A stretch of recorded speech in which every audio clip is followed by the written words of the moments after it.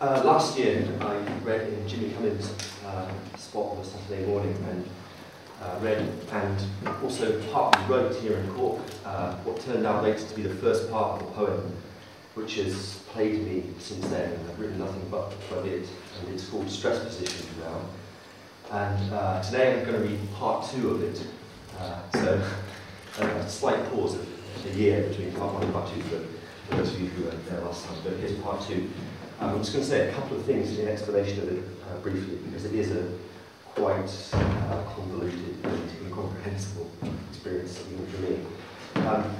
I'm going to be reading two, these are the same thing, but this is prose, and this is quite hyperactive heptameters, so all the poetry is in heptameters. Prose is in 4 figures, I've called them figures 1 to 4, so I'll read those, it begins with prose, and then to the poetry, and sees the way back and forth, and it ends with just a very short blast of poetry.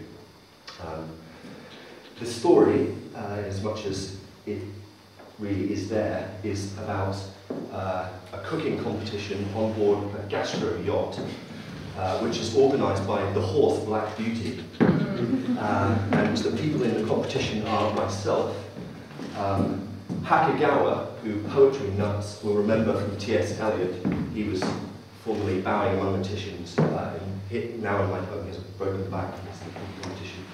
And Pack, who's a sort of Pac-Man, and a man called Dot, who is an enlargement of a hole pierced into the sole of a woman's foot in a pornographic photograph. And we have a cooking competition. And the only other thing I'll say is that VNC means Vietnamese national, VCS means Viet Cong suspect, VCC means Viet Cong confirmed, and UTN1, which you should all look up, is an Iraqi boy band, a bit like Boyzone, funded by, I don't know, maybe the Americans. Okay, so, figure 1.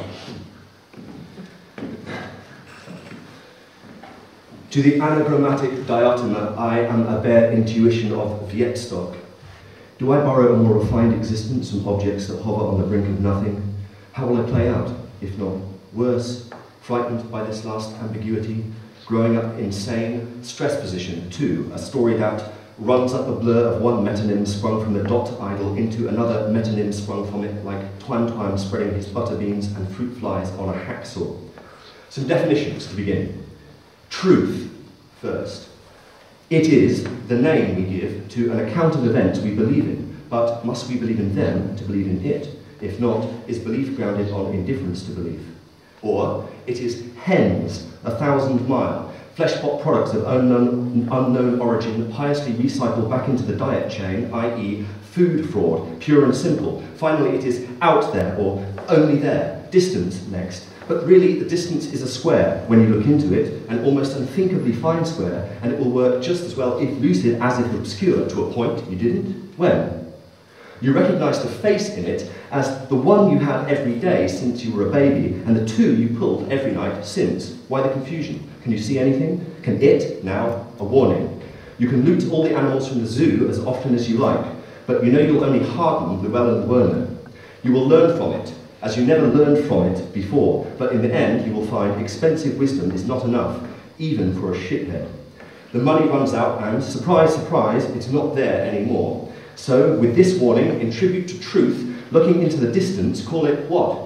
Gristle to the chewy retina, the head retina, offer it that name, or how to pick up thick skins with deep pockets, or that name, or eminent domain by gun, or men to bungee maiden in, you who are so nervously alive your heart will explode, or wonder how to get on in them, or in on them, to be true, by narrowly missing out on doing their identity, like the push around, which you now remember is gentleman on ladies left facing line of dance, LOD, footnote 1, or respectively, on the days leading up to the above, level of detail, limit of detection, loss of data, so not fair, log of odds, legion of doom, point in time, low of day, lateral overflow drain, quick dump rinser, last order date, line of duty, contractor fiscal year, or laparoscopic ovarian drilling in that order.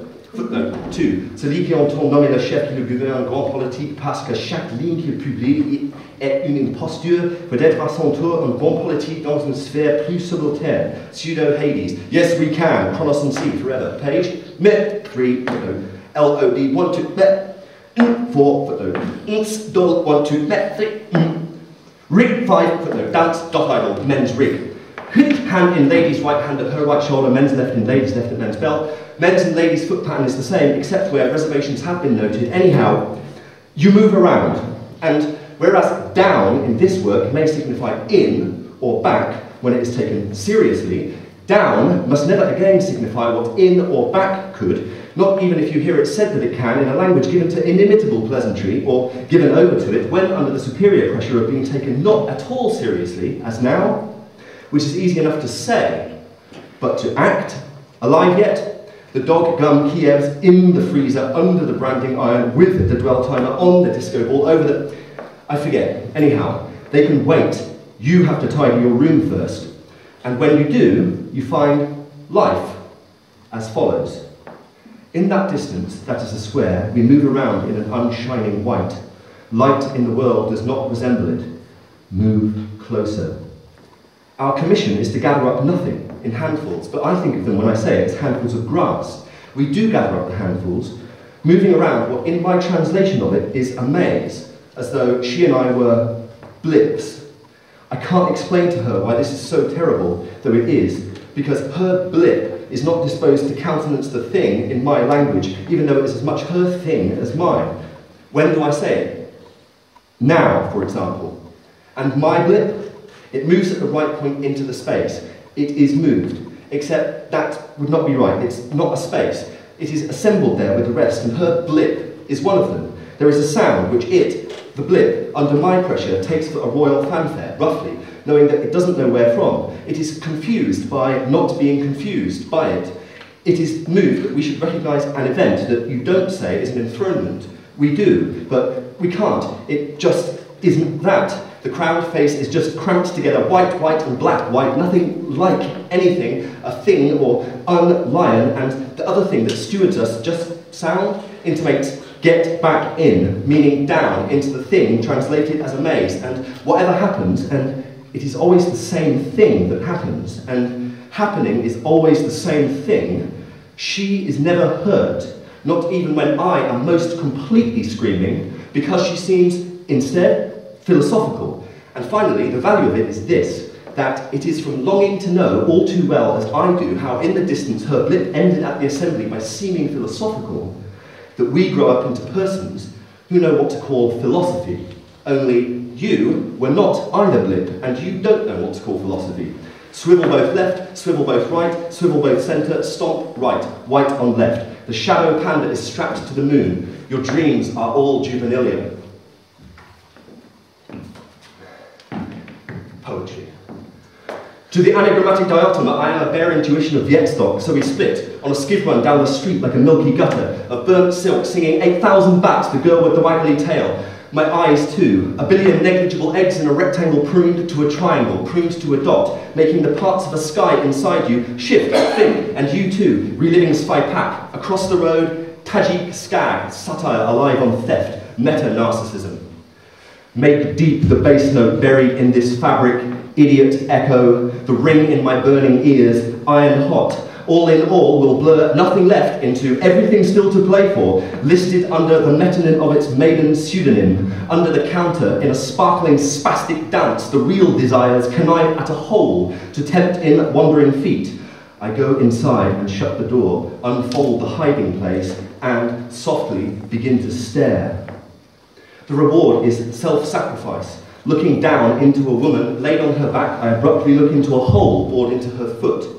The white foot is raised in the air, awaiting intensity. I can't understand how beautiful it is. My thin heart thrashes at the limit it sets in stony flesh, flooded by brilliancy, later unknown. This is the real dot, I hear my final voice repeat as the shrink-wrapped air collapses, spinning into the floor. Now, I want you to repeat that back to me in white noise, livid with static that comes in grey when put on the black market, like truth faded into. I turn the hole in her foot into a man called Dot. It is not a person yet, but a colourful and immaculate silhouette of whom it thrills me as I eat. A chthonic donut, which, if you lick its sugar, tells the story of my Dot, of black beauty, of the gastro yacht, of poetry.